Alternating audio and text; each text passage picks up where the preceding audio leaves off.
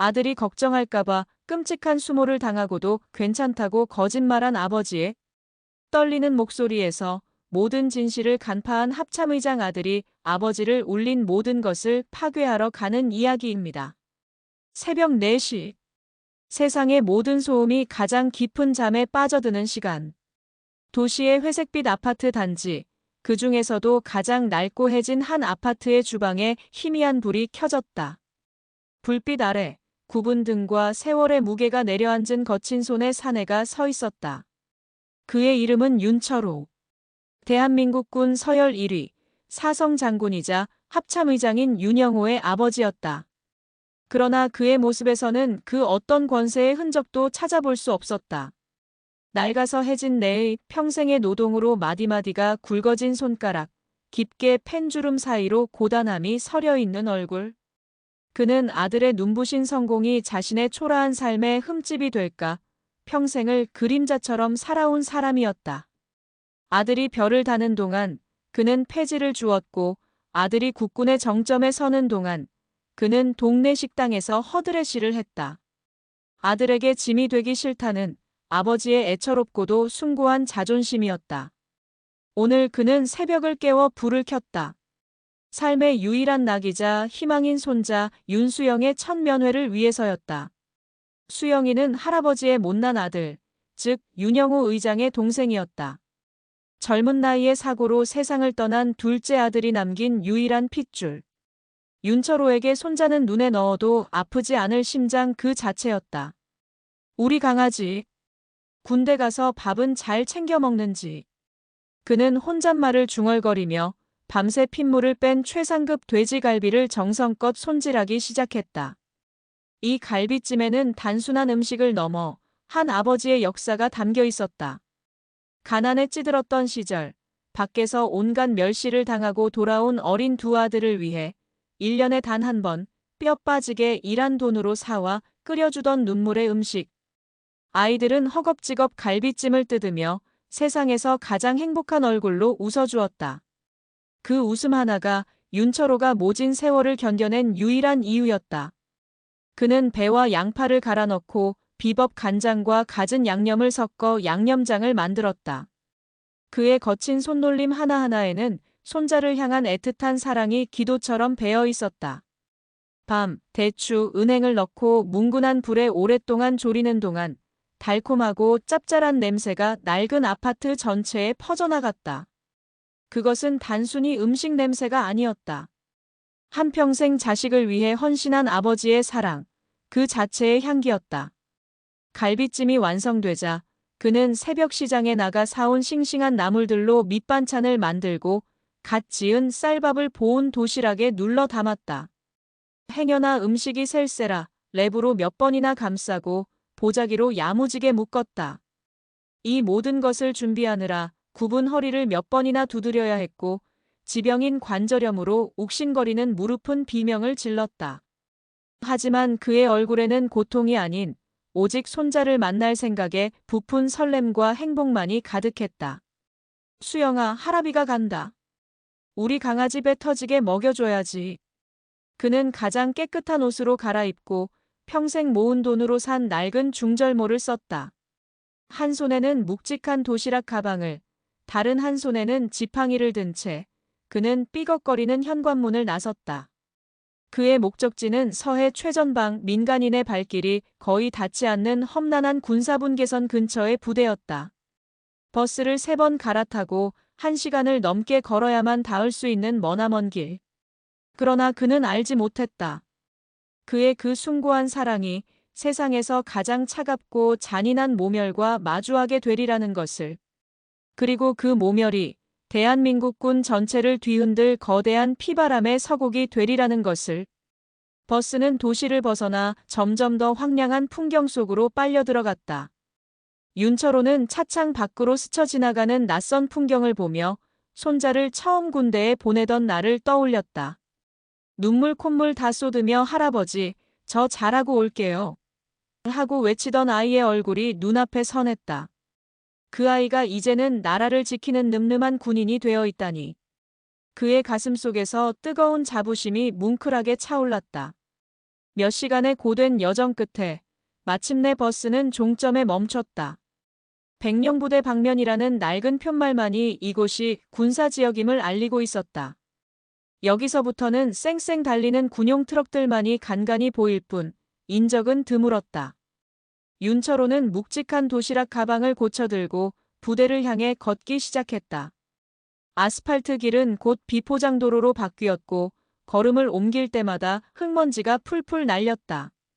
10분, 20분. 시간이 흐를수록 숨은 턱까지 차올랐고 무릎은 당장이라도 주저앉을 것처럼 쑤셔왔다. 하지만 그는 멈추지 않았다. 손자의 얼굴을 볼 수 있다는 희망 하나가 그의 낡은 육신을 이끄는 유일한 연료였다. 마침내 저 멀리 철조망과 함께 위압적인 위병소의 모습이 눈에 들어왔다. 대한민국 최정예 백령부대. 힘찬 글씨로 쓰인 부대 명패를 보자 그의 심장이 세차게 뛰기 시작했다. 어르신, 무슨 일로 오셨습니까? 총을 맨 젊은 위병이 다가와 물었다. 그의 눈에는 경계심과 함께 웬 촌로가 이런 곳까지 왔을까 하는 의아함이 서려 있었다. 저 손자놈 면회를 좀 왔소. 여기 윤수영 일병이. 내 손자요. 윤철호는 떨리는 목소리로 말했다. 위병은 신분증을 받아들고는 잠시 기다리라며 위병소 안으로 들어갔다. 잠시 후 위병소 안에서 한 장교가 찌푸린 얼굴로 걸어 나왔다. 갓 달인 듯한 전투복, 반짝이는 전투화. 그의 가슴에는 대위 이기혁이라는 명찰이 붙어 있었다. 이기혁 대위는 윤철호의 행색을 위아래로 훑어보았다. 그의 눈에는 노인에 대한 존중이 아닌 마치 벌레를 보는 듯한 노골적인 경멸이 담겨 있었다. 어르신, 지금은 경계 강화 기간이라 외부인 면회가 전면 통제됩니다. 돌아가십시오. 그의 목소리는 칼날처럼 차가웠다. 예. 면회가 안 된다니요? 내가 이 먼 길을. 우리 손주 얼굴만 잠깐 보고 밥만 한 끼 먹이고 가면 안 되겠소? 응. 윤철호는 애처롭게 매달렸다. 하지만 이기혁의 표정에는 변화가 없었다. 규정은 규정입니다. 못 들으셨습니까? 돌아가시라고요. 그의 말투는 점점 더 거칠어졌다. 그는 대대로 군장성을 배출한 명문가 출신이었다. 그의 눈에 낡고 초라한 옷차림의 윤철호는 그저 귀찮고 미개한 하층민에 불과했다. 자신의 고고한 영역에 침범한 불결한 존재. 대위님, 제발 부탁이요. 내가 무릎이라도 꿇겠소.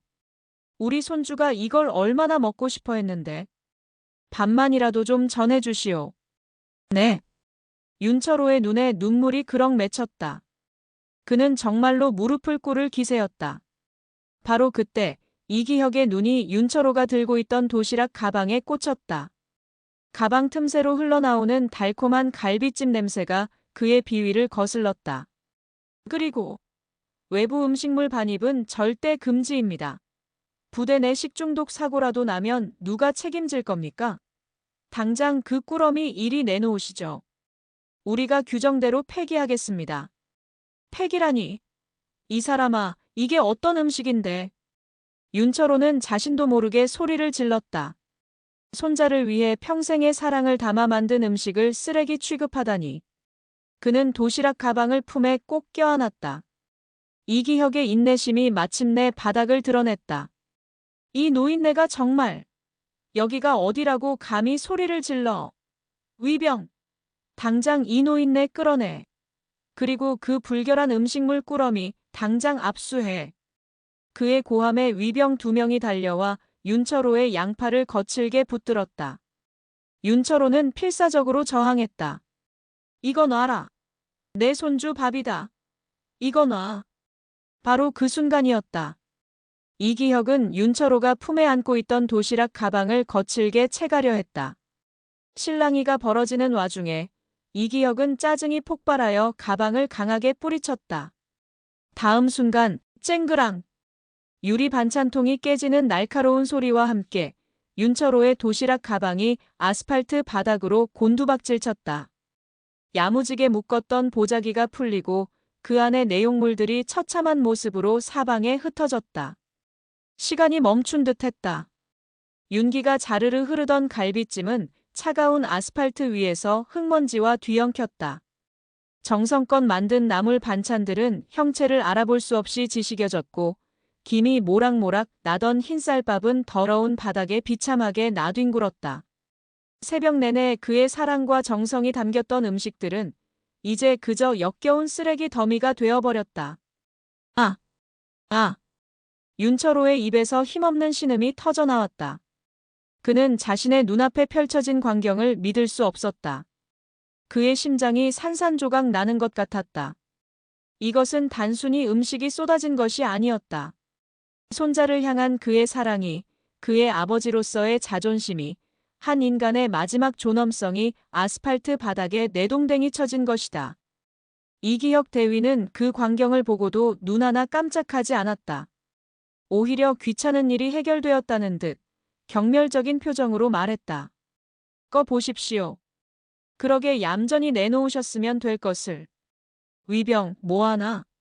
당장 저 쓰레기들 깨끗하게 치워버려. 쓰레기라는 단어가 비수처럼 날아와 윤철호의 심장에 박혔다. 그는 자신을 붙잡고 있던 위병들의 손을 뿌리치고 무너져 내리듯 아스팔트 바닥에 주저앉았다. 안 돼. 내 새끼 밥인데. 우리 수영이 밥. 그는 떨리는 손으로 흙먼지가 묻은 갈비찜 조각을 하나 주워들었다. 따뜻했던 온기는 간데 없이 차갑고 더러운 고깃덩어리. 그는 그것을 옷소매로 닦아내려 애썼지만 더러움은 지워지지 않았다. 그의 눈에서 마침내 뜨거운 눈물이 본물처럼 터져나왔다. 평생을 꿋꿋하게 살아온 노인의 오열이었다. 서러움, 분노, 그리고 자식에게 아무것도 해줄 수 없는 자신의 무력함에 대한 절망감. 그는 짐승처럼 울부짖으며 흙과 뒤섞인 음식들을 맨손으로 주워 담기 시작했다. 우리 강아지. 먹여야 하는데. 이거라도 먹여야 하는데. 그 모습은 차마 눈뜨고 볼 수 없을 정도로 처참했다. 위병들조차 저도 모르게 고개를 돌릴 정도였다. 하지만 이기혁은 그 모습을 보며 오히려 비웃음을 흘렸다. 가지가지하네, 정말. 저 노인네, 정신 이상자 아니야? 당장 여기서 끌어내지 못해. 위병들이 다가와 다시 그의 팔을 잡으려 할 때였다. 잠깐. 위병소 안에서부터 나지막하지만 무게감 있는 목소리가 들려왔다. 부대의 최고 선임 부사관인 김원사였다. 그는 차마 이 광경을 두고 볼 수 없어 밖으로 나온 것이다. 대위님, 이건 좀 심하지 않으십니까? 어르신께서 먼 길을 오셨는데. 김원사, 지금 내 명령에 토를 다는 겁니까? 여긴 내가 책임자요. 당장 저 노인네 끌어내고 주변 정리 똑바로 하시오. 이건 명령입니다. 이기혁은 원사의 만류에도 아랑곳하지 않았다. 김원사는 분노가 치밀었지만 대위의 명령에 불복할 수는 없었다. 그는 이를 악물고 윤철호에게 다가가 조심스럽게 그를 부축했다. 어르신, 이러지 마시고 우선 일어나시지요. 제가 어떻게든. 하지만 윤철호의 귀에는 아무 소리도 들리지 않았다. 그의 세상은 이미 무너져 내렸다. 그는 넋이 나간 사람처럼 더러워진 음식을 주워 담는 것을 멈추지 않았다. 바로 그 순간 윤철호의 품속에서 요란한 벨소리가 울렸다. 그의 낡은 이집 폴더폰이었다. 발신자 이름에는 그의 인생이자 자랑인 큰아들이라는 세 글자가 선명하게 찍혀 있었다. 여보세요. 윤철호는 흐르는 눈물을 옷소매로 급히 닦아내며 떨리는 목소리로 전화를 받았다. 그의 목소리는 오열로 심하게 잠겨 있었다. 아버지, 저 영호입니다. 목소리가 왜 그러세요? 어디 편찮으십니까? 수화기 너머로 들려오는 아들의 목소리는 걱정으로 가득했다. 대한민국 군 전체를 호령하는 합셔의장의 위엄은 온데간데 없고 오직 아버지를 걱정하는 아들의 목소리만이 담겨 있었다. 윤영호는 지금 국방부 지하에 위치한 합참의장 집무실에 앉아 있었다. 거대한 스크린에는 한반도 전역의 군사 상황이 실시간으로 표시되고 있었고 그의 책상 위에는 국가의 운명이 걸린 기밀 문서들이 산더미처럼 쌓여 있었다. 하지만 그 모든 것보다 지금 그에게는 아버지의 잠긴 목소리 한마디가 더 위급한 비상사태였다. 아, 아니다. 그냥 바람이 차서 그런가 보다. 윤철호는 필사적으로 아무렇지 않은 척 연기했다. 아들이 알게 되면 안 된다. 하늘같이 높은 자리에 있는 아들에게 이런 추하고 비참한 모습을 보일 수는 없었다. 아들의 앞길에 자신이 걸림돌이 되어서는 절대 안 된다. 수영이 면회는 잘 다녀오셨어요? 우리 조카 얼굴 보니 좋으시죠? 갈비찜은 맛있게 먹던가요? 아들의 해맑은 질문이 윤철호의 심장을 칼로 후벼 팠다. 갈비찜. 아스팔트 위에서 흙먼지와 뒤엉켜버린 그 갈비찜. 그의 눈앞이 다시 한번 흐려졌다. 그는 입술을 깨물며 평생 해본 적 없는 가장 가슴 아픈 거짓말을 시작했다. 뭐냐? 그럼. 우리 수영이 아주 늠름한 군인이 다 됐더라. 할애비가 해준 갈비찜이 세상에서 제일 맛있다면서. 밥 2공기를 뚝딱 해치웠어.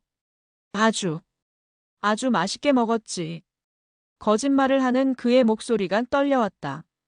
그는 들키지 않기 위해 애써 밝은 목소리를 냈지만 억지로 쥐어짜는 음성은 슬픔을 감추지 못했다. 수화기 너머의 윤영호는 순간 미간을 찌푸렸다. 그의 아버지는 거짓말을 못하는 사람이었다. 그리고 그는 평생을 함께한 아들이었다. 아버지의 미세한 목소리 떨림, 부자연스러운 억양, 그 안에 숨겨진 깊은 슬픔을 그가 놓칠 리 없었다. 그는 수십 년간 전장에서 적의 기만 전술을 꿰뚫어보며 살아온 대한민국 최고의 전략가였다. 아버지의 서툰 거짓말은 그의 예리한 직감에 최고 등급의 경계 경보를 발동시켰다. 아버지, 정말 아무 일 없으신 거죠? 그럼 아무 일 없고 말고. 아비 걱정은 말고 너는 나라 지키는 일에만 신경 써. 응? 나 이제 버스 타야 하니. 이만 끊자. 윤철호는 아들이 더 추궁하기 전에 서둘러 전화를 끊었다. 통화가 종료되자 그가 억지로 버티고 있던 마지막 둑이 무너져 내렸다. 그는 다시 한번 주저앉아 더러워진 갈비찜을 끌어안고 서럽게 울었다. 한편 합참의장실. 윤영호는 끊어진 전화를 든 채 싸늘하게 굳은 얼굴로 허공을 응시하고 있었다. 그의 머릿속은 복잡하게 돌아가기 시작했다. 아버지의 목소리. 그 안에 담긴 슬픔과 절망. 아무 일 없다는 말이 오히려 내 아들아, 아비에게 끔찍한 일이 생겼다는 비명처럼 들렸다. 그의 눈빛이 순식간에 변했다. 자애로운 아들의 눈빛은 사라지고 적의 심장을 꿰뚫어보는 전쟁의 신, 케르베로스의 눈빛이 번뜩였다. 그는 인터폰의 비상 버튼을 눌렀다. 박원사, 당장 내 집무실로. 그의 목소리는 강철처럼 차가웠다. 잠시 후 집무실 문이 열리고 산전수전 다 겪은 베테랑의 풍모를 풍기는 한 부사관이 칼 같은 각도로 경례를 붙였다. 합참의장의 수족이자 그가 유일하게 모든 것을 믿고 맡기는 신복, 박성철 원사였다. 부르셨습니까, 의장님? 윤영호는 자리에서 일어나 창밖의 서울 전경을 내려다보며 말했다. 박 원사. 지금부터 자네에게 비밀 임무를 하나 주겠다. 무슨 임무든 맡겨만 주십시오. 박성철 원사는 흔들림 없는 목소리로 대답했다. 그는 지난 수십 년간 윤영호를 그림자처럼 보좌해왔다. 윤영호가 일개 소대장이던 시절부터 피 튀기는 전장을 함께 누비며 생사고락을 같이 한 전우이자 형제 같은 존재였다. 그는 윤영호의 눈빛만 봐도 그의 생각을 읽을 수 있었다. 그리고 지금 윤영호의 눈빛은 그가 지금껏 본 중 가장 분노하고 가장 차가운 빛을 띠고 있었다. 서해 최전방 백령 부대. 오늘 그 부대 위병소에서 있었던 모든 일을 알아내게. 윤영호의 목소리는 낮았지만 그 안에는 지축을 뒤흔들 만큼의 분노가 응축되어 있었다. 나의 아버지께서 오늘 그곳으로 면회를 가셨다. 그런데 방금 전 통화에서 아버지의 목소리가 좋지 않았어. 아버님께서 말입니까? 박원사의 얼굴이 굳어졌다. 그는 윤영호의 부친 윤철호 어르신을 잘 알고 있었다. 아들에게 누가 될까 평생을 희생하며 살아온 존경심이 절로 우러나오는 분이었다. 아버지는 아무 일 없다고 하셨지만 나는 안다. 무슨 일이 있었어? 아주 끔찍하고 모욕적인 일이. 윤영호는 몸을 돌려 박원사를 마주보았다. 그의 눈은 분노로 이글거렸다. 박원사, 자네의 모든 정보망을 총동원해. 위병소 근무자, 당직 사령 하다못해 그곳을 지나가던 까마귀의 울음소리까지 모든 것을 알아내. 위병소 주변의 모든 CCTV 영상을 단 하나도 빠짐없이 확보하게. 누가 감히 나의 아버지를 건드렸는지 내가 똑똑히 알아야겠다. 그의 말 한마디 한마디에는 살기가 서려 있었다. 나의 아버지라는 말에 실린 무게는 대한민국군 전체를 짓누를 만큼 무거웠다. 누군가 잠자는 사자의 코털을 건드린 것이 아니었다. 사자의 심장을 칼로 찌른 것이다. 단, 이 모든 것은 철저히 비밀리에 진행한다. 내가 직접 지시했다는 사실이 외부로 알려져서는 안 돼.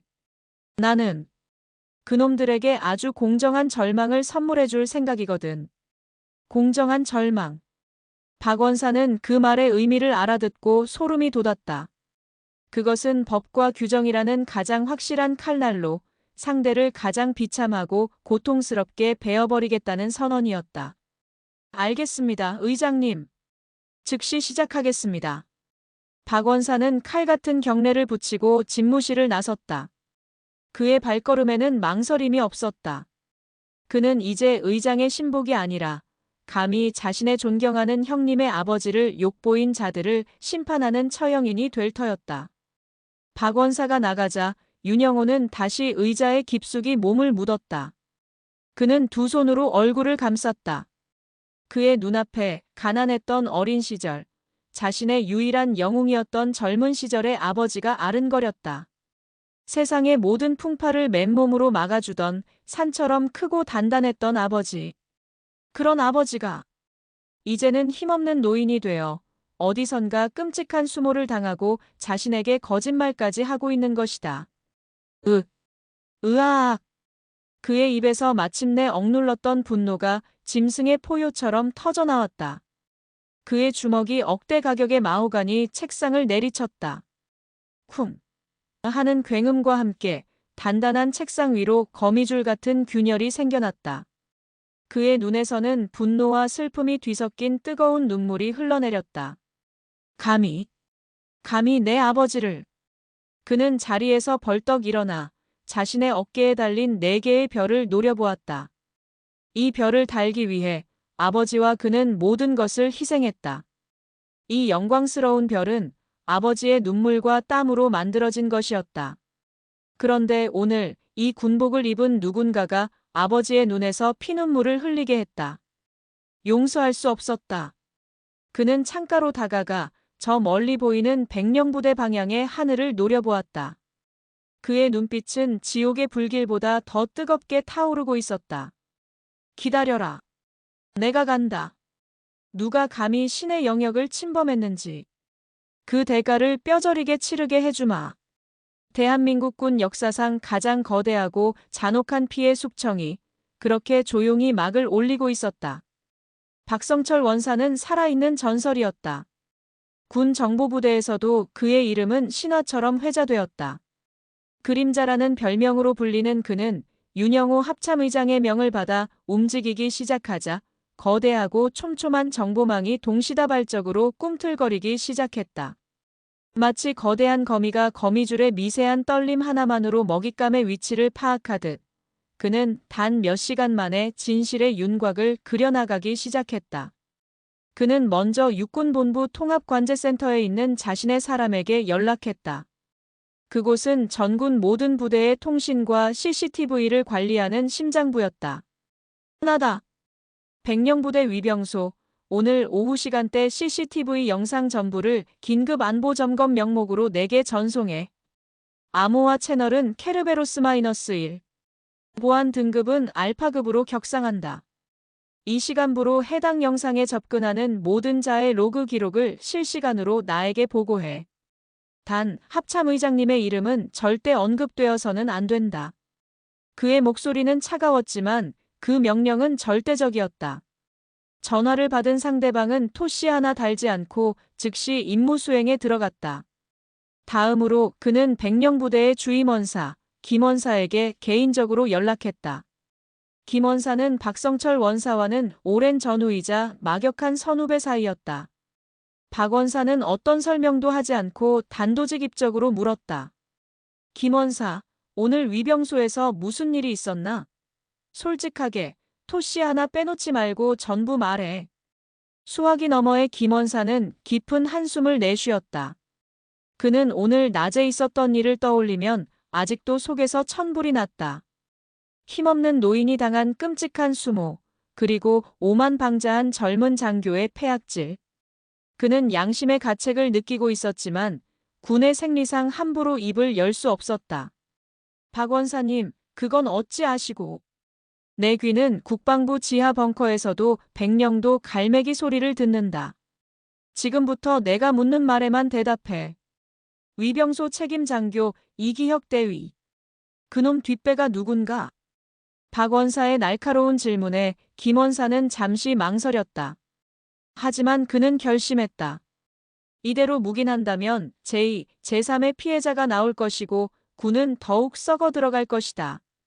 그리고 무엇보다 박성철이라는 거물이 직접 움직였다는 것은 이 사건이 결코 가볍게 넘어가지 않을 것이라는 신호였다.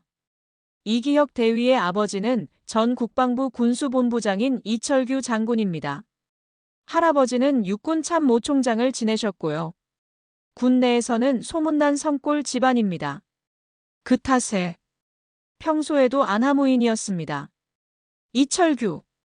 박성철의 입에서 차가운 이름이 흘러나왔다. 이철규 장군은 재임 시절 숱한 군납 비리 의혹에 휩싸였으나 번번이 법망을 빠져나갔던 인물이었다. 그리고 그는 현재 유진평 합참의장의 라인을 잡고 정계 진출을 노리는 야심가이기도 했다. 퍼즐 조각이 맞춰지는 순간이었다. 상황은 최악입니다. 어르신께서 싸우신 도시락을 이 대위가 땅에 쏟아버렸습니다. 그리고 어르신께서는 그걸 맨손으로 주워 담으며 우셨습니다. 박성철은 순간 숨을 멈췄다. 그는 산전수전 다 겪으며 그 어떤 끔찍한 보고에도 눈 하나 깜짝하지 않았던 강철 같은 사나이였다. 하지만 지금 그의 온몸을 지배한 것은 참을 수 없는 분노였다. 합참의장님의 아버님께서 땅바닥에 쏟아진 음식을 맨손으로 그의 손에 들려있던 펜이 우득 소리를 내며 부러졌다. 김원사 고맙다. 자네는 오늘 나와 통화한 사실을 잊어버려. 그리고 내일 아침 부대에서 무슨 일이 일어나든 못 본 척 눈 감고 귀 막고 있게. 이건 자네를 위한 내 충고일세. 전화를 끄는 박성철의 눈은 붉게 충혈되어 있었다. 그는 책상 서랍에서 작은 저장장치 USB를 꺼내 컴퓨터에 꽂았다. 화면에는 방금 전송된 백령부대 위병소의 CCTV 영상 파일이 떠 있었다. 여러 각도에서 촬영된 고화질 영상들이었다. 그는 떨리는 손으로 파일을 클릭했다. 그리고 그의 눈앞에 지옥도가 펼쳐졌다. 합참의장 집무실의 시간은 멈춰 있었다. 윤영호는 거대한 통유리 창 앞에 서서 어둠에 잠긴 서울의 야경을 내려다보고 있었다. 도시의 불빛은 별처럼 찬란했지만 그의 눈에는 그 어떤 아름다움도 들어오지 않았다. 그의 모든 신경은 오직 문 밖의 발소리에 집중되어 있었다. 마침내 무거운 집무실 문이 조용히 열리고 박성철 원사가 안으로 들어왔다. 그의 얼굴은 평소의 냉철함을 잃고 침통함과 분노로 굳어 있었다. 그는 말없이 윤영호의 책상 위로 작은 태블릿 PC 하나를 올려놓았다. 윤영호는 천천히 몸을 돌렸다. 그는 묻지 않았다. 박 원사의 표정만으로도 자신의 불길한 예감이 끔찍한 현실이 되었음을 알 수 있었다. 그는 떨리는 손으로 태블릿을 집어들었다.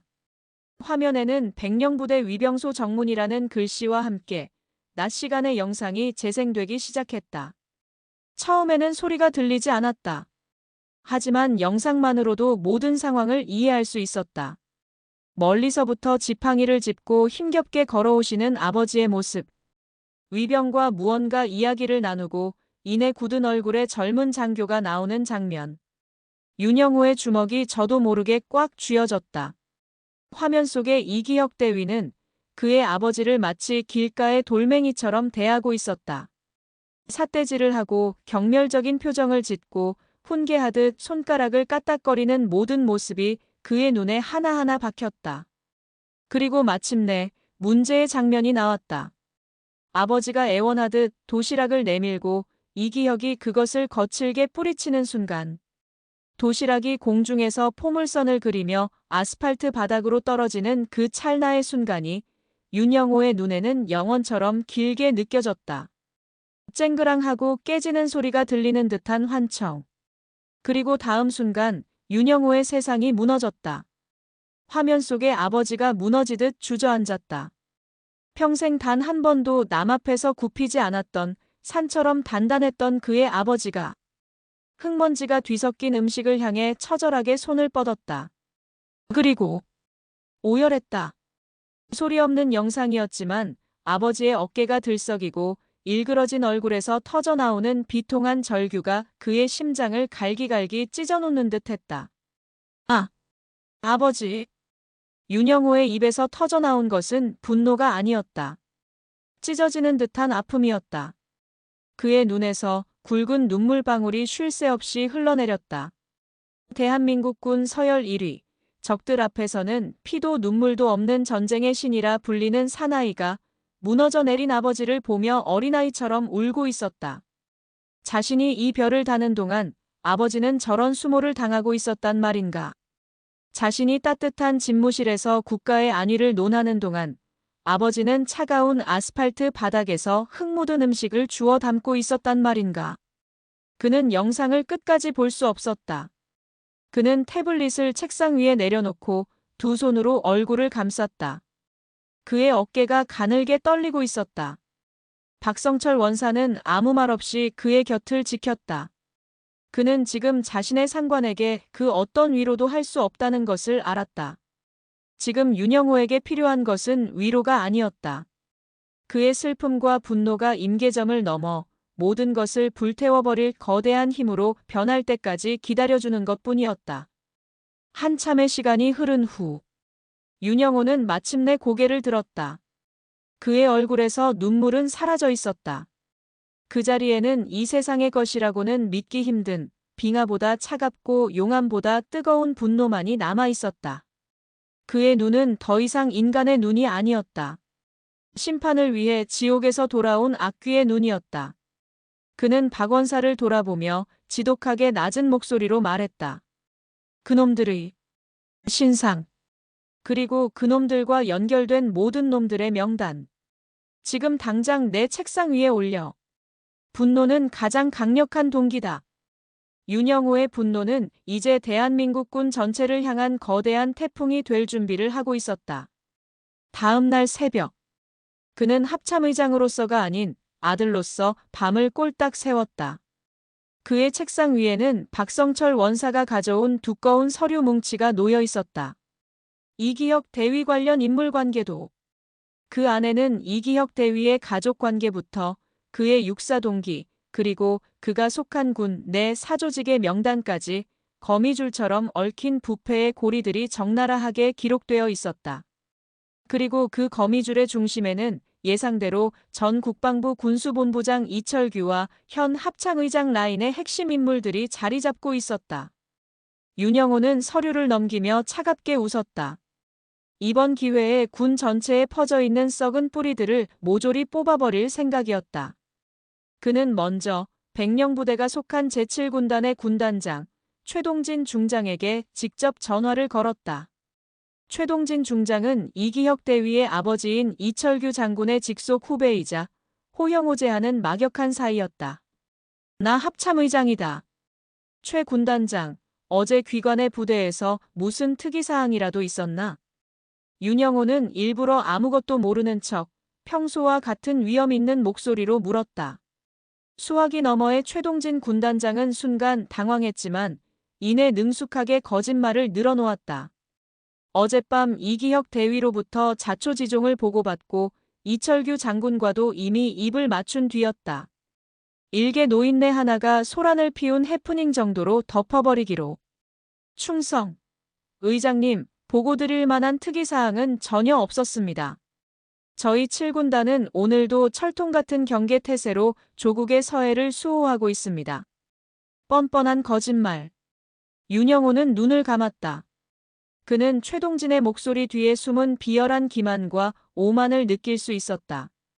그들은 합참의장인 자신마저도 자신들의 편이라고 이 정도 일은 얼마든지 덮을 수 있다고 생각하고 있는 것이다. 윤영호의 입가에 섬뜩한 미소가 걸렸다. 좋다. 너희들이 스스로 무덤을 더 깊게 파는구나. 그런가? 수고하게. 앞으로도 빈틈없는 경계 근무를 부탁하지. 윤영호는 태연하게 전화를 끊었다. 하지만 그가 전화를 내려놓는 순간 그의 눈빛은 살기로 번뜩였다. 박 원사. 예, 의장님. 대기하고 있던 박성철 원사가 안으로 들어왔다. 합참의장 전용 헬기 해치를 준비시켜. 목적지는 백령부대다. 그리고 합참 감찰실, 헌병대, 기무부대의 모든 정예 요원들을 비상 소집해. 그들 역시 나와 함께 간다. 사상 최대 규모의 특별 종합안보감사가 될 것이다. 특별 종합안보감사. 군에서는 이보다 더 무서운 말이 없었다. 그것은 합참의장의 직권으로 특정 부대의 모든 것을 먼지 하나까지 털어버리겠다는 의미였다. 부대의 모든 통신 기록, 물자 현황, 병사들의 신상까지 모든 것이 감찰 대상이 된다. 그리고 내가 도착하기 전까지 백령부대의 모든 지휘관과 병사들을 연병장에 집합시켜. 단 한 놈도 빠짐없이.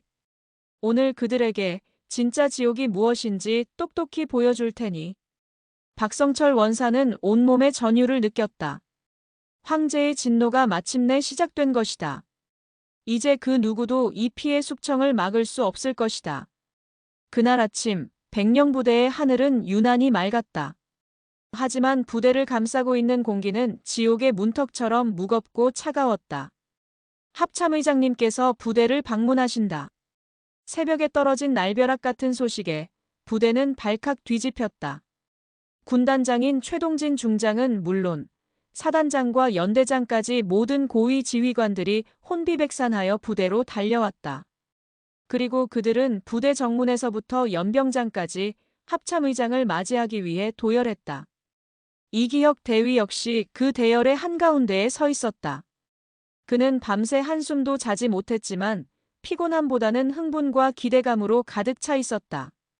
합참의장께서 직접 부대를 방문하시다니. 이것은 자신의 능력을 보여주고 눈도장을 찍을 절호의 기회였다. 어제 위병소에서 있었던 일은 이미 군단장님과 아버지께서 다 해결해 주셨을 터. 그는 조금의 불안감도 느끼지 못했다. 오히려 자신의 앞날이 탄탄대로일 것이라고 확신했다. 드디어 오신다. 누군가의 외침과 함께 저 멀리 하늘에서 검은 점 하나가 나타났다. 그 점은 순식간에 거대한 위용을 드러내며 부대 상공으로 접근했다. 대한민국 최강의 공격 헬기이자 오직 합참의장만이 탑승할 수 있는 하늘의 지휘소 해치였다. 우웅 마이너스.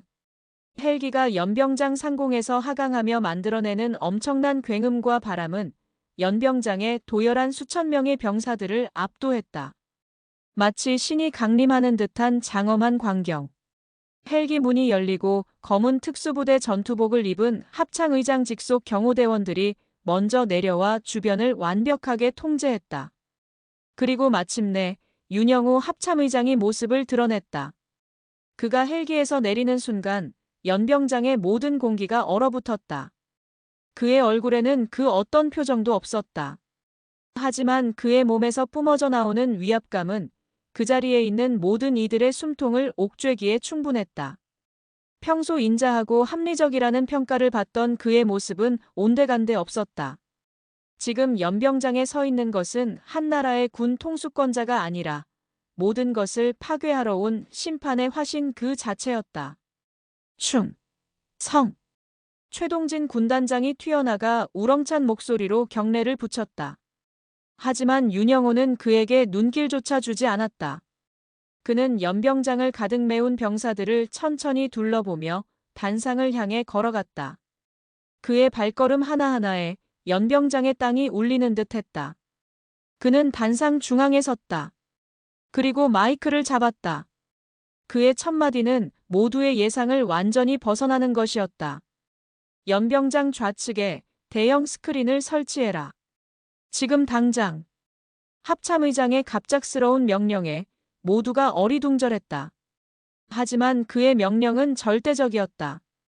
통신병들이 분주하게 움직여 거대한 이동식 스크린을 단상 옆에 설치하고 합참의장의 비서실에서 가져온 의문의 영상 파일을 연결했다. 이기혁 대위는 무슨 일인지 영문을 몰라 어깨를 으쓱했다. 아마도 의장님께서 우리 부대의 훌륭한 훈련 성과를 담은 영상을 틀어주시며 칭찬하시려는 모양이지. 그의 입가에 오만한 미소가 번졌다. 스크린이 켜지고 화면에 나타난 것은 훈련 영상이 아니었다. 백령부대 위병소 정문. 익숙한 장소에 CCTV 화면이 나타나자 이기혁 대위의 심장이 쿵 하고 내려앉았다. 설마. 그의 얼굴에서 미소가 사라지고 불안감이 엄습하기 시작했다. 그리고 영상이 재생되기 시작했다. 힘겹게 걸어오는 한 노인의 모습. 자신과 위병들의 오만한 태도. 그리고 자신이 노인의 도시락을 땅에 내동댕이 치는 충격적인 장면. 헉. 연병장 곳곳에서 병사들의 낮은 탄식이 터져나왔다. 수천 명의 눈이 스크린과 그 아래 사색이 되어 굳어있는 이기혁 대위의 얼굴을 번갈아 쳐다보았다. 최동진 군단장의 얼굴 역시 하얗게 질려 있었다. 하지만 진짜 지옥은 이제부터 시작이었다. 영상의 하이라이트. 윤철호 할아버지가 아스팔트 바닥에 주저앉아 흙먼지가 뒤섞인 갈비찜을 맨손으로 주워 담으며 오열하는 장면이 대형 스크린에 클로즈업되었다. 노인의 처절한 울음소리가 들리는 듯한 그 비참한 모습에 연병장을 가득 메운 젊은 병사들의 눈시울이 붉어지기 시작했다. 그들의 눈에는 이기혁 대위를 향한 경멸과 분노가 이글거렸다. 이기혁은 온몸이 사시나무처럼 떨려왔다. 끝났다. 모든 것이 끝났다. 윤영호는 마이크에 대고 얼음처럼 차가운 목소리로 말했다. 그의 목소리는 스피커를 통해 연병장 전체에 그리고 대한민국 전군에 울려 퍼졌다. 어제 이 자리에서 한 노인께서 끔찍한 수모를 당했다. 그는 스크린 속의 아버지를 가리켰다. 이분은 평생을 가난과 싸우며 오직 자식과 손자를 위해 모든 것을 희생하신 분이다. 그런 분이 손자에게 밥 한 끼 먹이겠다는 일념으로 이 먼 곳까지 오셨다. 하지만 우리 군은 그분의 마지막 희망마저도 짓밟아버렸다. 그의 목소리가 미세하게 떨렸다. 그것은 슬픔 때문이 아니었다. 주체할 수 없는 분노 때문이었다. 나는 오늘 아침 이곳의 책임자인 최동진 군단장에게 물었다. 특이사항이 없었냐고. 그는 없었다고 보고했다. 이 추악한 진실을 그는 자신의 권력으로 덮어버리려 했다. 이것은 단순한 기강회의가 아니다. 이것은 군의 근간을 뒤흔드는 명백한 배신이다. 그의 시선이 최동진 군단장에게로 향했다. 최동진은 고개를 숙인 채 감히 그와 눈을 마주치지 못했다. 그리고 마침내 윤영호의 불타는 시선이 이기혁 대위에게로 향했다. 거기 이기혁 대위. 그의 지목에 이기혁은 온몸이 감전된 듯 펄쩍 뛰었다. 너는 내가 입고 있는 그 군복이, 내 어깨에 달린 그 계급장이 힘없는 노인을 짓밟으라고 국가가 너에게 준 권력인 줄 아는가? 윤영호의 목소리는 이제 포효에 가까웠다. 너희들이 지켜야 할 것은 철책선과 규정이 아니라 바로 저분들처럼 이 나라를 위해 묵묵히 모든 것을 바쳐온 우리들의 아버지와 어머니다. 그것이 군의 존재 이유다. 그는 잠시 숨을 골랐다. 그리고 다음 순간 그의 입에서 나온 말은 연병장에 모인 모든 이들의 심장을 멎게 만들었다. 저 영상 속의 노인께서 누구인지 아는가? 그는 자신의 가슴을 주먹으로 치며 피를 토하는 심정으로 외쳤다. 저분은 이 나라를 위해 평생을 헌신한 한 군인의 아버지다. 바로 나 합참의장 윤영호의 아버지다. 그의 선언과 함께 연병장은 거대한 충격과 경악의 함성으로 뒤덮였다. 이제 심판의 시간이 시작된 것이다. 바로 나 합참의장 윤영호의 아버지다. 그 말이 연병장에 울려 퍼지는 순간 세상의 모든 소리가 사라졌다.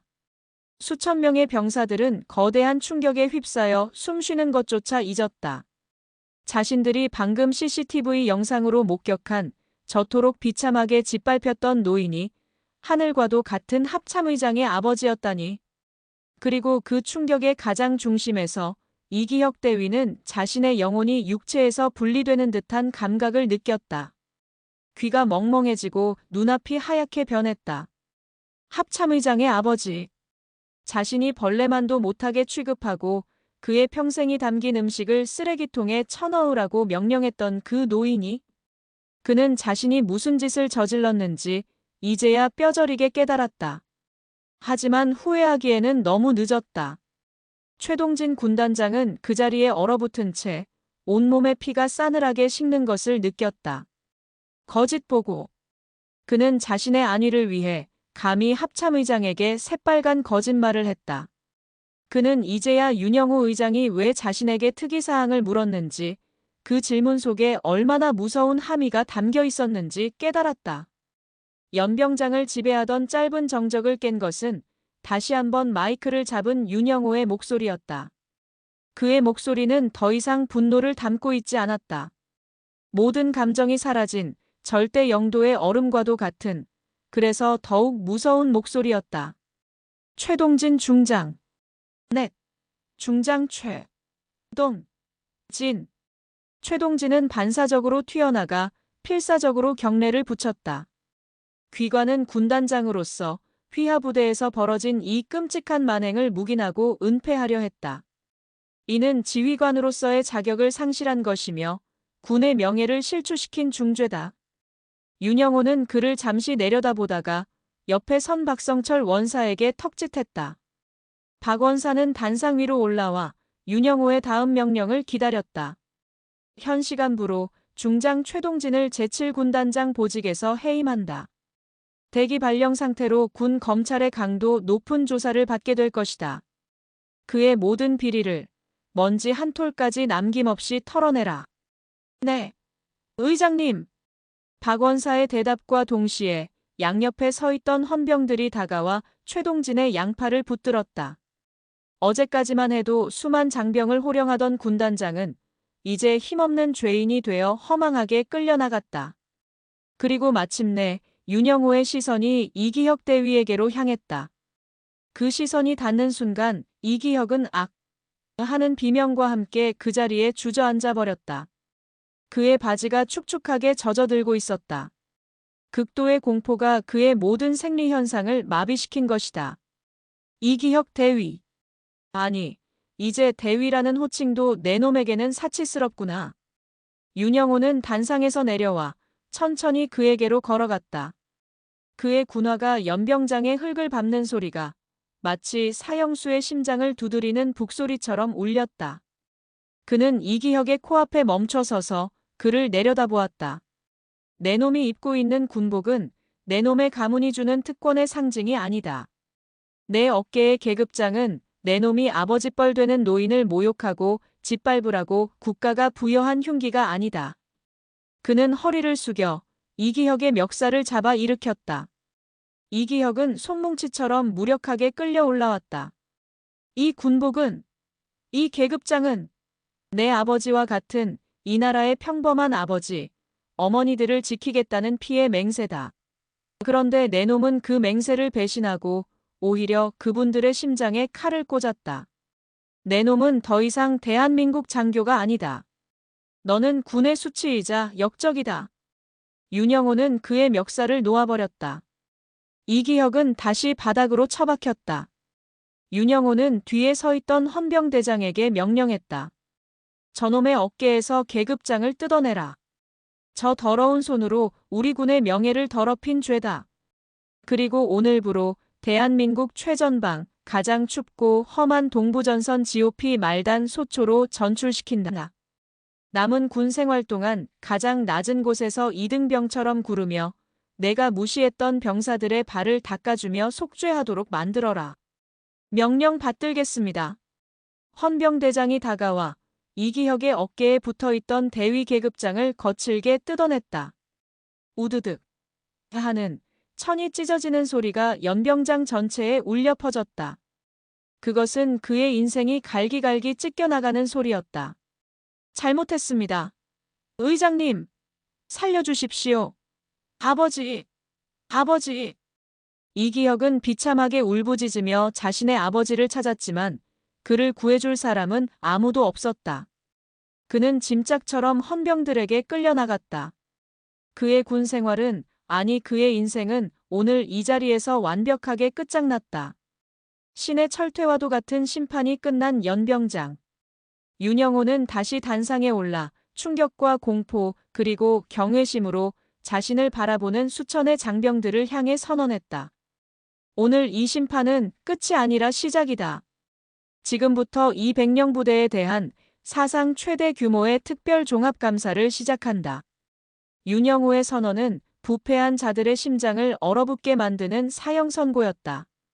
그의 말이 끝나기 무섭게 연병장 밖에서 대기하고 있던 수십 대의 검은 군용 차량들이 굉음을 내며 부대 안으로 쏟아져 들어왔다.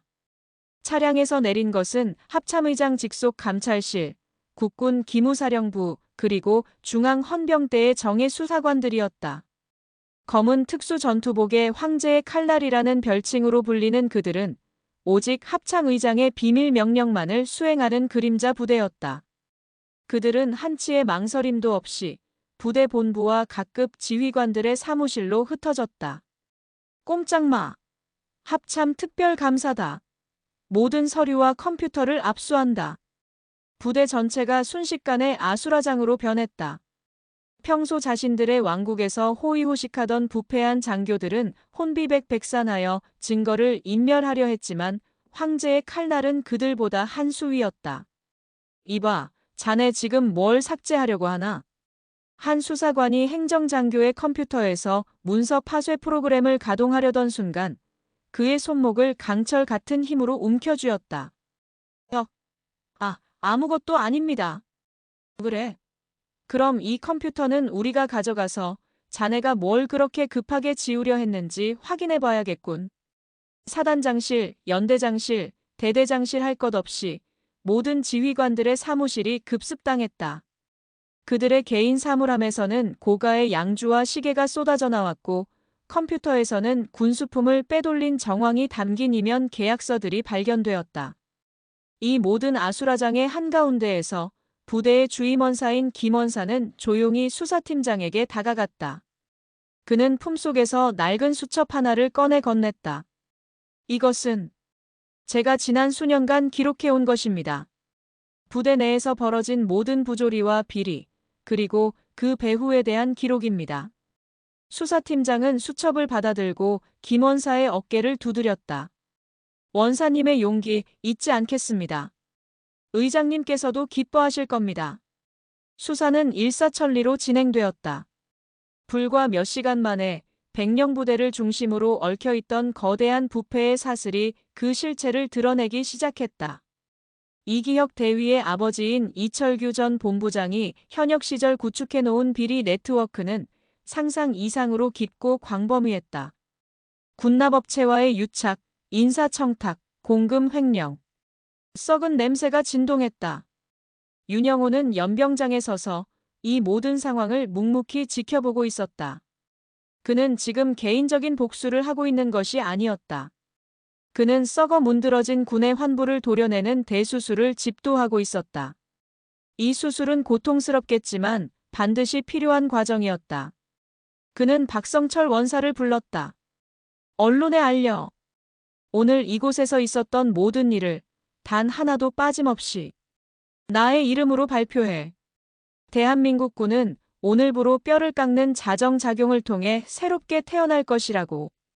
그의 명령은 즉각 실행되었다. 대한민국 모든 언론이 합참의장, 아들 부대 방문하여 군 비리 척결이라는 헤드라인으로 속보를 쏟아내기 시작했다. 국민들은 충격과 동시에 군의 썩은 뿌리를 도려내는 윤영호의 강직함에 열광적인 지지를 보냈다. 이제 이숙청은 백령 부대를 넘어 대한민국군 전체를 향한 거대한 태풍으로 번져나가기 시작했다. 이철규를 비롯한 부패한 예비역 장성들의 비호 세력들이 동요하기 시작했고, 그들은 자신들의 목을 향해 다가오는 황제의 칼날을 보며 공포에 떨었다. 혁명은 그렇게 가장 높은 곳에서부터 시작되고 있었다. 거대한 숙청의 폭풍이 부대 전체를 휩쓰는 동안 윤영호는 조용히 발걸음을 옮겼다. 그의 목적지는 부대 내에서 가장 조용하고 아늑한 공간, 장성들을 위한 비공식 면회실이었다. 박성철 원사는 그의 명령에 따라 인근 민가에서 휴식을 취하고 있던 윤철호 어르신을 그곳으로 모셔왔다. 육중한 문을 열고 안으로 들어서자 창가에 앉아 멍하니 밖을 내다보고 있던 아버지의 작은 뒷모습이 보였다. 그 뒷모습이 너무나도 작고 초라해 보여 윤영호는 순간 가슴이 미어지는 듯한 통증을 느꼈다. 아버지. 그가 나지막이 부르자 윤철호는 천천히 고개를 돌렸다. 아들의 얼굴을 확인한 그의 눈이 놀라움으로 커졌다. 영호냐? 내가 여긴 어쩐 일이냐? 윤영호는 아무 말 없이 아버지에게로 다가갔다. 그리고 다음 순간 그는 아버지의 거칠고 주름진 손을 잡고 그 앞에 무릎을 꿇었다. 대한민국군 서열 1위, 사성 장군 합참의장이 초라한 늙은 아버지 앞에서 무릎을 꿇은 것이다. 아버지, 죄송합니다. 제가 죄인입니다. 그의 목소리는 물기에 젖어 있었다. 이 아들이 불효했습니다. 제가 하늘 높은 곳에 오르는 동안 아버지를 이 차가운 땅바닥에 홀로 내버려 두었습니다. 제가 감히 아버지를 지켜드리지 못했습니다. 그의 눈에서 참아왔던 눈물이 다시 한번 터져나왔다. 그는 아버지의 손을 자신의 뺨에 가져다 대며 어린아이처럼 흐느꼈다. 윤철호는 놀라움과 안타까움이 뒤섞인 눈으로 아들을 내려다보았다. 그는 아들의 뺨을 타고 흐르는 눈물을 거친 손으로 닦아주었다. 일어나거라, 아들아. 내가 왜 죄인이냐? 너는 내 평생의 자랑이고 이 나라의 기둥이다. 어서 일어나. 그는 아들을 일으켜 세워 의자에 앉혔다. 나는 괜찮다. 늙은이가 잠시 험한 일을 겪었을 뿐이야. 그러니 너는 분노에 사로잡혀서는 안 된다. 내가 지금 하고 있는 일이 그저 한 아비의 복수를 위한 것이라면 당장 멈추거라. 그것은 너를 괴물로 만들 뿐이다. 아버지의 깊은 눈이 아들의 흔들리는 눈을 들여다보며 말했다. 하지만 내가 지금 하고 있는 일이 이 나라와 군을 바로 세우기 위한 올바른 길이라면 그렇다면 가거라. 뒤돌아보지 말고 끝까지 가거라. 이 아비는 괜찮으니 너는 내가 가야 할 길을 가거라. 아버지의 지혜로운 말에 윤영호는 뜨거운 감동과 함께 자신의 마음을 다잡을 수 있었다. 그의 복수는 이제 개인적인 차원을 넘어 국가를 위한 대의가 되었다. 바로 그때 면회실 문을 노크하는 소리가 들렸다. 문이 열리고 부대 최고의 조리장과 조리병들이 은색 카트를 끌고 안으로 들어왔다. 카트 위에는 김이 모락모락 피어오르는 먹음직스러운 갈비찜 한 냄비와 정갈한 반찬들이 차려져 있었다. 조리장이 깍듯하게 경례하며 말했다. 의장님, 명받든 대로 어르신의 조리법 그대로 재현한 갈비찜입니다. 부대 최고의 재료만을 사용했습니다. 윤영호는 일어나 직접 갈비찜을 아버지의 앞 접시에 덜어드렸다. 달콤하고 짭짤한 냄새가 방 안에 가득 찼다. 어제 아스팔트 위에서 흙먼지와 뒤섞였던 바로 그 음식. 아버지, 드셔보세요. 어제 못다 한 식사 지금이라도 하셔야죠. 윤철호는 아들이 덜어준 갈비찜을 한 점 집어 입으로 가져갔다. 그의 입안에서 수십 년의 세월과 사랑이 담긴 맛이 퍼져나갔다. 그는 아무 말 없이 눈물을 흘리며 갈비찜을 씹었다. 아스팔트 위에서 짓밟혔던 그의 마음이 아들의 따뜻한 사랑으로 치유되는 순간이었다. 그날 아버지와 아들은 오랫동안 함께 식사를 했다. 세상에서 가장 슬프고도 가장 따뜻한 식사였다. 윤영호의 철퇴는 무자비했다. 백령부대에서 시작된 감사는 군 전체로 확대되었다. 이철규 전 본부장을 중심으로 한 부패 카르텔은 뿌리째 뽑혔고 수십 명의 장성과 수백 명의 장교들이 군복을 벗고 법의 심판을 받았다. 대한민국 군은 창군 이래 가장 고통스러운 수술을 받았지만 그 덕분에 썩은 환부를 도려내고 건강한 세사를 돋게 할 수 있었다. 시간이 흘러 백령부대에는 새로운 바람이 불었다. 공포와 폭력 대신 존중과 신뢰의 문화가 자리 잡기 시작했다. 병사들은 더 이상 지휘관의 눈치를 보는 소모품이 아니었다. 그들은 서로를 지키는 전우이자 국가를 수호하는 자랑스러운 주체로서 거듭났다.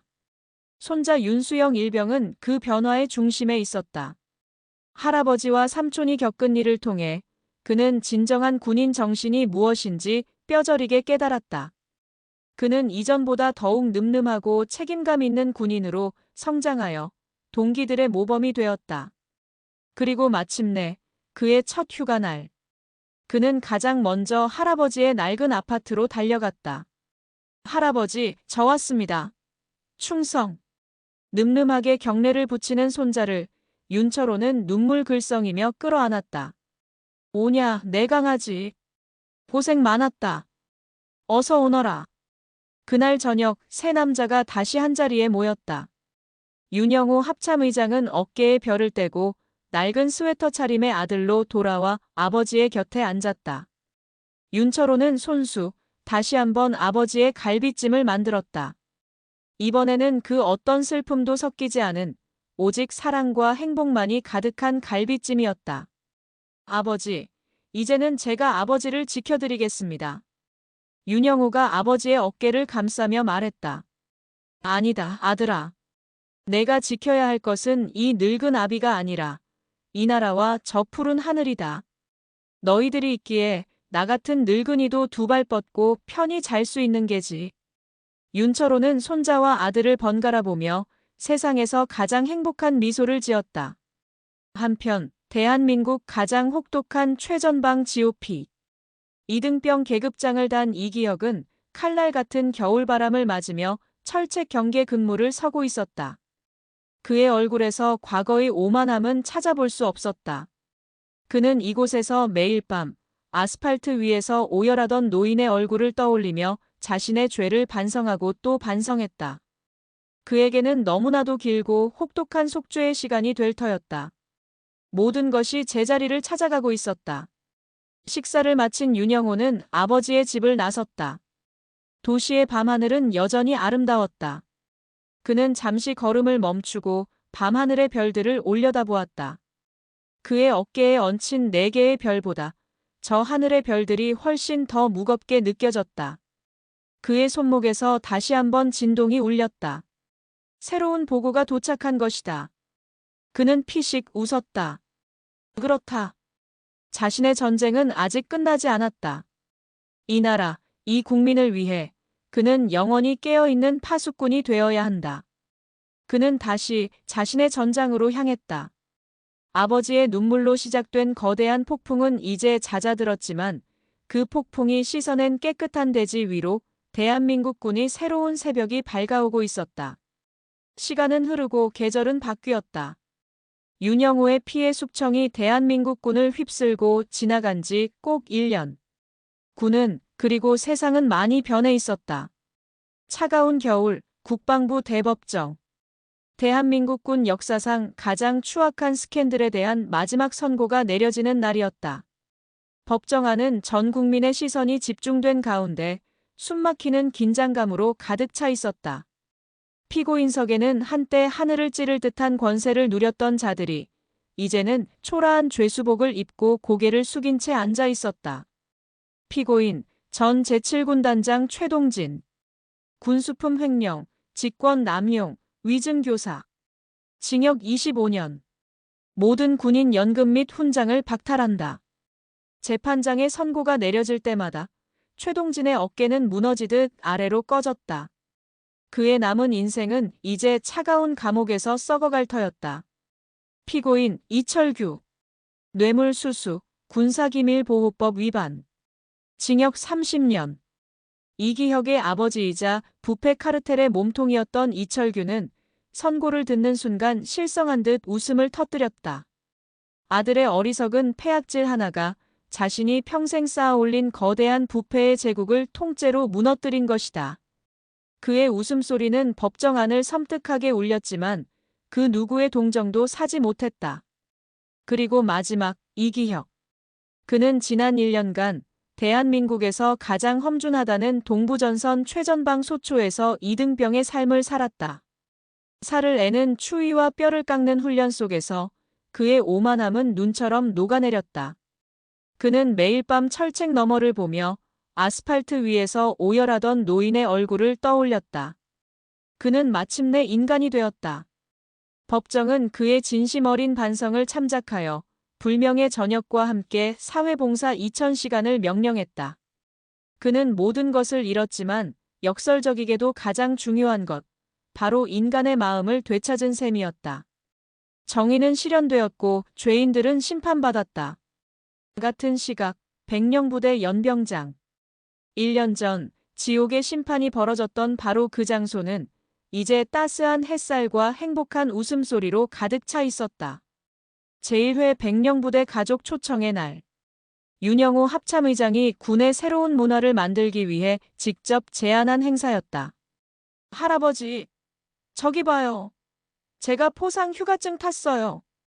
이제는 상병이 된 윤수영이 자랑스럽게 휴가증을 흔들며 할아버지 윤철호에게 달려왔다.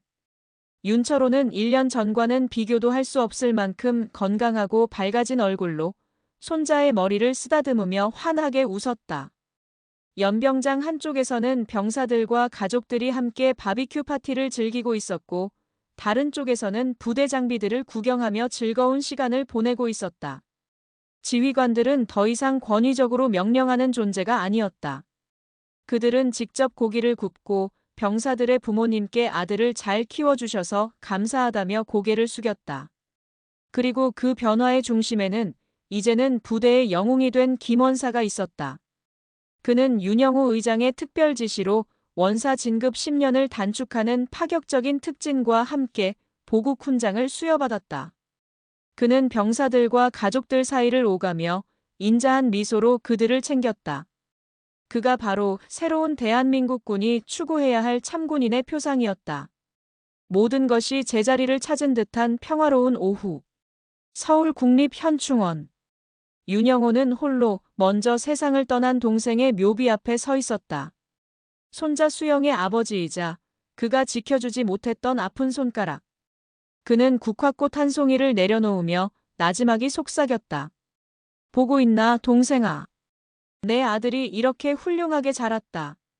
그리고 형이 이제야 내가 자랑스러워할 만한 군대를 만들고 있는 것 같다. 그러니 하늘에서만큼은 부디 편히 쉬어라. 그가 눈을 감고 상념에 잠겨 있을 때였다. 뒤에서 인기척이 들렸다. 돌아보지 않아도 알 수 있었다. 이 세상에서 유일하게 그의 등 뒤에 서는 것을 허락한 단 한 사람. 아버지 윤철호였다. 아버지는 아무 말 없이 아들의 곁에 섰다. 그리고는 주름진 손을 들어 아들의 어깨에 달린 대한민국군의 가장 높은 곳을 상징하는 4개의 별을 조용히 쓸어주었다. 그 손길 하나에 수만 가지의 감정이 담겨 있었다. 미안함, 고마움, 그리고 아들에 대한 무한한 사랑과 자부심. 이제 됐다, 아들아. 아버지가 석양을 바라보며 말했다. 이제 이 아비의 한은 모두 풀렸다. 그러니 너도 이제 그만 무거운 짐을 내려놓거라. 윤영호는 고개를 저었다. 그는 아버지의 손을 조용히 마주 잡았다. 아닙니다, 아버지. 제 싸움은 아직 끝나지 않았습니다. 그의 눈은 현충원의 수많은 영웅들의 묘비를 지나 저 멀리 대한민국의 심장인 서울을 향해 있었다. 아버님의 눈물이 이 땅의 썩은 뿌리를 드러냈듯이 저는 이제 이 나라의 모든 아버지와 어머니들이 다시는 눈물 흘리지 않는 그런 세상을 위해 싸워야 합니다. 그것이 아버님의 아들인 저에게 주어진 숙명입니다. 윤철호는 더 이상 아무 말도 하지 않았다. 그는 그저 산처럼 단단하고 바다처럼 깊어진 아들의 어깨를 가만히 다독여줄 뿐이었다. 두 사람은 나란히 서서 뉘엿뉘엿 넘어가는 대한민국의 석양을 오랫동안 바라보았다. 한평생을 희생으로 살아온 아버지와 그 아버지의 눈물을 걸음 삼아 이 나라의 가장 강한 방패가 된 아들. 황제의 분노는 이제 끝났다. 하지만 조국을 지키는 영원한 파수꾼의 시대는 바로 오늘 이 순간부터 시작되고 있었다. 하늘에는 저녁별이 하나둘 떠오르기 시작했고 그 별빛은 두 부자의 어깨 위로 그리고 이 땅의 평화 위로 고요히 쏟아져 내리고 있었다.